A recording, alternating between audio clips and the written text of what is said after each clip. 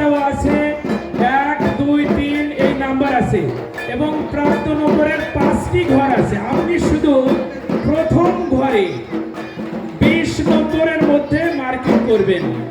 মনে করেন এখানে 8 নম্বর আছে, 8 নম্বরধারী দাদাকে আপনি কত দিচ্ছেন সেই নাম্বারটি দিবেন।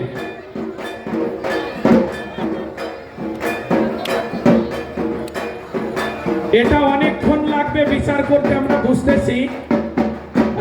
আমি আবার বলছি, আপনার হাতে যে শীট দেওয়া আছে সেই শীটের ক্রমিক নম্বরটি এই যারা অংশগ্রহণ করেছেন তাদের শরীরে আটকানো আছে।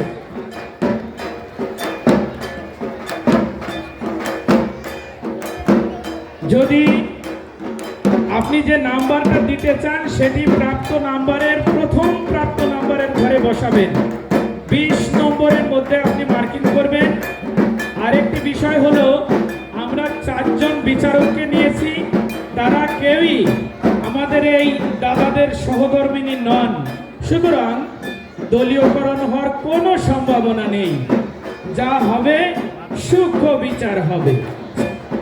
আজকে আর কোনো লাভ নেই। ভালো পারফর্ম করবেন তো জিতবেন, তারপরেও আপনি হারছেন না, কারণ সবাইকেই পুরস্কৃত করব। তার ভিতর থেকে 1, 2, 3 জনকে আমরা প্রথম, দ্বিতীয় এবং তৃতীয় করব। আজকে আর বলার অপেক্ষা রাখে না। 14 বছরের ইতিহাসে এই প্রথম একসঙ্গে আমরা 32 জন, 15 বছরের ইতিহাসে 32 জন পুরুষ সদস্যকে একসাথে আরতিতে দেখতে পাচ্ছি। আমি গোপীনাথ দাকে অনুরোধ করবো এই আনন্দ ঘন মুহূর্তটিকে অবশ্যই ক্যামেরাবন্দি